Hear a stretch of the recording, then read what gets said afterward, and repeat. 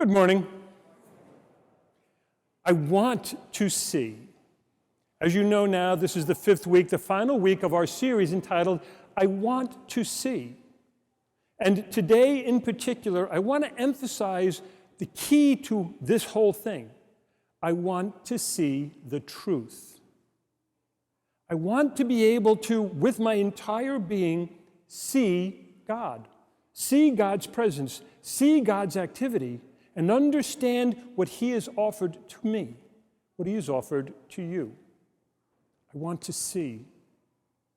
This is a series that has been unfolding, and I think in such a beautiful way, because we recognize, as believers especially, we recognize that there are many things that blind us.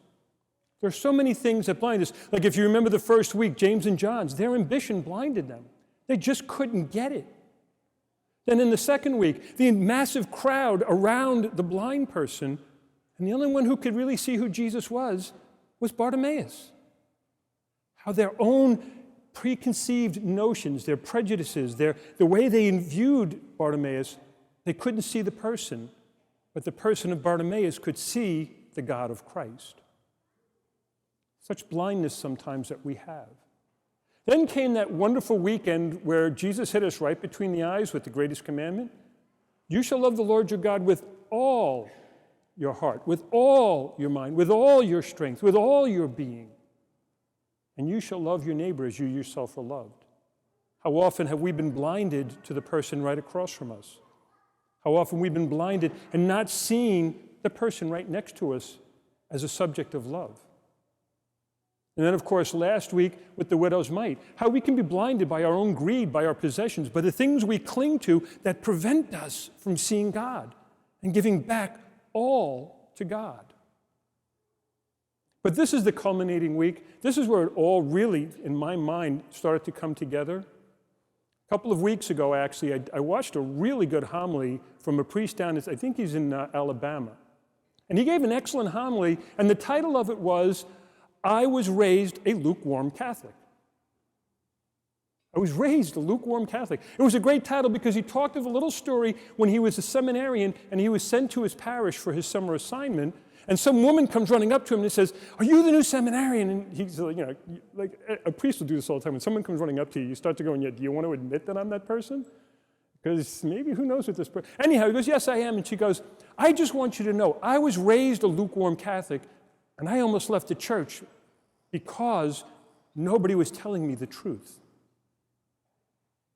I was raised a lukewarm Catholic. And then he goes on to say, love is never lukewarm, not if it's love.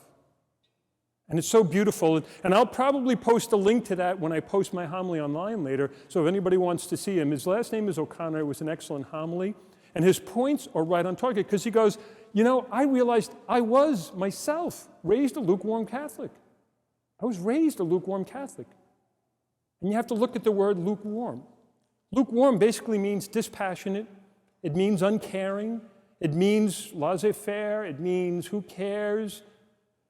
And we all have to go back to that question. What really is the opposite of love? And it's not hate. It's indifference. It's being indifferent to another's plight. It's being indifferent to God. It's not really caring. And that, my dear brothers and sisters, is a plague that has been in Catholicism for a long time now. We tend to be more lukewarm in our approach to the faith than we tend to be on fire for Christ. Today especially, we just heard some very powerful readings. And every year when we get to this time, as we're approaching the end of the liturgical year, we get this image of the second coming. Jesus talking about the final days. Now, Mark's gospel is a lot more terse than the other gospels, but Mark today gives us Jesus' statement. Yes, there will be a second coming. And I know that the church has traditionally taught the four last things, and unfortunately those four last things under lukewarm Catholicism kind of got reduced to the two last things, death and heaven, and that was it. But I have to break the news to you, there really are four last things. And you're going to profess it in a minute. You're going to say yourselves, He will come again to judge the living and the dead. He will come again to judge. So there's going to be death and then judgment. And then, of course, only the one of two eternal realities that are left, heaven or hell. And Jesus is making it clear that, yes, he will come, and lukewarm will not get you in. Lukewarm will not get you into heaven. In fact, there are so many people right now that have that lukewarm approach that think they're safe. They think they're comfortable, because lukewarm is just like that. It's non-threatening, it's easy, it doesn't have any real challenge to it. And yet Jesus is making it clear, I want to see. I want my eyes of faith to be opened. You know, my eyes are getting older. I'm having more and more trouble seeing things. My eyes aren't what they used to be. And it's not about my physical eyes. It's about my being. It's about my soul. And I know I've gone through it because, as that priest said in that homily, he goes, you know, I looked at the face of lukewarm Catholicism, and I looked at it, and I looked at it because it was in the mirror every morning when I was looking at it. And I have to admit, I myself as a priest, I talk to my brother priests, and we have real concerns these days. More and more of us. I shared that video with a friend of mine. We talked about it in depth, and how sometimes we can be that way too. How we can seem almost uncaring, where we don't really want to preach the truth, where we don't want to rock the boat, where we want to just have that, you know, everybody just all get along and everybody be nice to one another and everything will be okay, right? And don't worry about what you're doing. Don't worry about your lifestyle. Don't worry that you go off and, you know, you make sure that abortion stays legal. Don't worry about that, because that's no big deal. Is that a loving thing to tell somebody, that I don't care about your salvation? Is it a loving thing to not challenge public figures on this topic? And your own bishops can be wishy-washy on this topic? That's lukewarm Catholicism. He talks especially about our lukewarm approach to purity, and how we should be pure before marriage and chaste within marriage. We should be open to life within marriage. And how many lukewarm Catholics think it's okay? Don't worry about it. Don't worry about it. Adultery is fine. Don't worry about it. Sleep with whomever you want. Don't worry about it. Contraception is a great thing. It's helping everybody. And yet, when you get to the pearly gates, if I didn't preach the truth, I get a double millstone. That's on me. That's on the priests that have gone before me.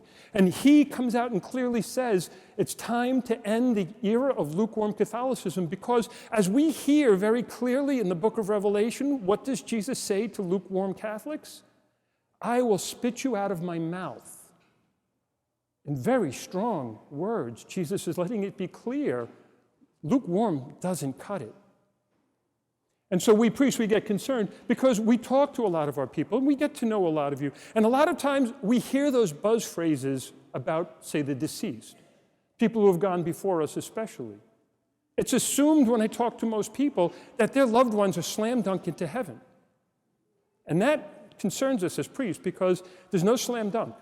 I hate to say this, but there's no slam dunk. Just because a person was a nice person all their life doesn't mean they automatically get entrance into heaven.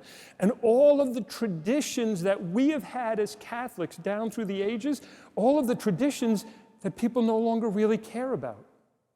Praying for the dead. Praying for the dead by trying to get an indulgence on their behalf. Maybe they're in purgatory and they need our prayers. And yet so many people approach death so casually because everybody's going to go to heaven, so why should I even really make a big deal about it? No, I love my loved ones. That's why I go out of my way to make sure masses are said for their souls. I've actually said this to a few seniors. Put it in your will that you want 10 masses a year for the next 10 years, because your kids are probably not going to do it for you. Because they don't know the value of why we have masses said for the dead. Make sure you do that. I also say a lot of times, too, how we approach death even. How many people don't think to call the priest anymore when someone's dying? You know, unless they end up in a hospital where the priest chaplain comes and anoints, that anointing has a powerful effect on a dying soul. It actually absolves sins. And yet, it's funny. I mean, traditionally, that was the case. I mean, when someone was dying, the first person that they called was the priest. And I had a situation happen to me. It was kind of a unique thing. I was in my first assignment, probably about only a year ordained, and I was covering a hospital. And they had chaplains that went around in the hospital and found the Catholics, and if these people wanted to see a priest, they would send the priest when he came. And so I go in, and right on the thing it says, speaks only Italian, and at that time my Italian wasn't very good. But I figured I'd go in, I'd give him a nice anointing, okay. So I walk into the room, and there's this guy lying in the bed, and he looks right at me, and he starts yelling things in Italian and trying to pull the tubes out of his arm. And I was like, oh my goodness, and I go back out into the hall, and I find his son, and I said to his son, I said, did someone come here this morning and ask if your father wanted to see a priest? He goes, yeah. He goes, I thought it would be a really good surprise for him. I said, it's a really good surprise. He thinks he's dying. He's off the boat Italian. When you saw the priest by your hospital bed, that was it. You're gone. And this poor guy is, I said, you got to go explain to him that he's not dying. He's in there pulling tubes out of his arm. Come on. But yet that was the mentality. One of the last people you should see on your deathbed is a priest. And yet today we take that kind of casually. We need to be a people who see the truth. And the truth is, getting into heaven requires our effort. We have to live a life of holiness. There's a universal call to holiness. Do you know what that basically means? I'm asking all of you to be saints. I want you all to live the lives of the saints. Now, we don't even really pay much attention to the saints anymore. An interesting little thing, it's a problem only in English, really. In every other language that I have dealt with, no matter what language, saint and holy are the same word. It's the same word. Be holy. Be saintly. Strive to be a saint. And yet, when I was growing up, the lives of the saints were constantly before us. We were constantly reminded of the different saints. We were told, look at the life of this saint. Try to be like this person. And try harder and harder to be a holy person. Try to be a saintly person. To live a life of virtue, not a life of sin. And that's what we did together. And when I would go off course, certainly my parents would make sure that I got back on course. Don't drift away from the faith. Don't drift away from the sacraments. And they would be on top of me because they wanted me to be in heaven. They loved me that much that they would say that to me. And I love you that much that I say to you, I want to see you in heaven. Don't sin. Don't live a life of sin. Live a life of saintliness. So get to know the saints a little bit. And I'm going to ask you maybe this week, go look for a saint and read about that saint or learn more about that saint. And don't go for the obvious ones. We all love St. Francis. Don't go for St. Francis. We all love St. Anthony. St. Anthony is an easy one. We all love Mother Teresa. God bless her. Don't read their lives. Go look for those other ones that are out there. There's tons of them. One of my favorites has come up lately, St. Maximilian Kolbe. How many of you know anything about St. Maximilian Kolbe? Don't raise hands. I'm not looking for that. People like St. Faustina, another beautiful person in the 20th century from Poland who gave us the Divine Mercy. Find out more about these people. St. Edith Stein, another great new saint. I could go down a list. You know what? You could go take a look on Formed. There's a whole thing on the lives of the saints, a whole section of movies that you could be watching at night rather than watching that thing that poisons your brain called the news. Maybe watch the lives of the saints a little bit. You can get Formed on your TV, you know. You can go sign up for it. I have it on my TV. It's on Roku, or you can stream it from your computer to your TV. You don't have to, be locked into the major networks anymore. And do holy things to help yourself become holier, so that when the end of your life does come, the last person you'll want to see is a priest. And it'll be my job at that point to stand there and try to get you into heaven. It'll be my job to stand there and to pray over you and to ask for God's mercy in that final moment, because we don't understand.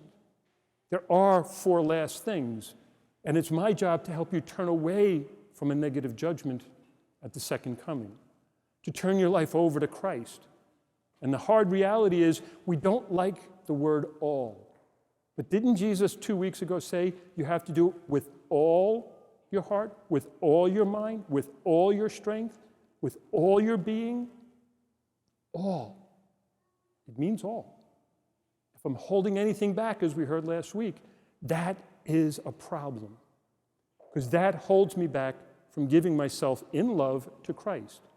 And that's the definition of lukewarm. And so be on fire. Be on fire for Jesus. Be willing to go to the grave if you have to for Jesus. Be willing to stand and fight for the truth. Be willing to say to others, hell is real and heaven is real. Some people will say to me, I have some friends who are non-believers now. They used to be believers, but they're non-believers now. And they look at me and they say, what's the big deal? Why are you going through all of this? Let's face it, there's nothing after death. There's no problem. Just do what you want. Live the way you want. Live the lifestyle you want. Whatever makes you feel good, go and do it. And I say, well, here's the thing. I know that there is a heaven and hell, but maybe you don't. But here's the thing. If I'm wrong when I die, nothing ventured, nothing gained. But if you're wrong when you die, and we have to remind others of that, there is going to be this reality. And I love you too much to say, let's be indifferent about it. Let's not care. Let's not open our eyes to see what's true and right. Let's live a life of faith. And a life of faith is a passionate life, a life on fire for God, a life that wants to do everything that they can to work towards virtue. And even though I'm imperfect, even though you're still imperfect, we strive to get better. And if I can just make one tiny little step towards perfection today, I've done what I needed to do today. And if I can help you take that one little step towards holiness today, then I've done what I needed to do today. I love you too much to stand here as your pastor, as your shepherd, and to look at you and say, don't care. I'm going to say to you, care too much. Care too much. And then turn to the Lord in prayer and say, Lord, I want to be holy. I want to be a saint. Give me your grace, and it will happen. God love you.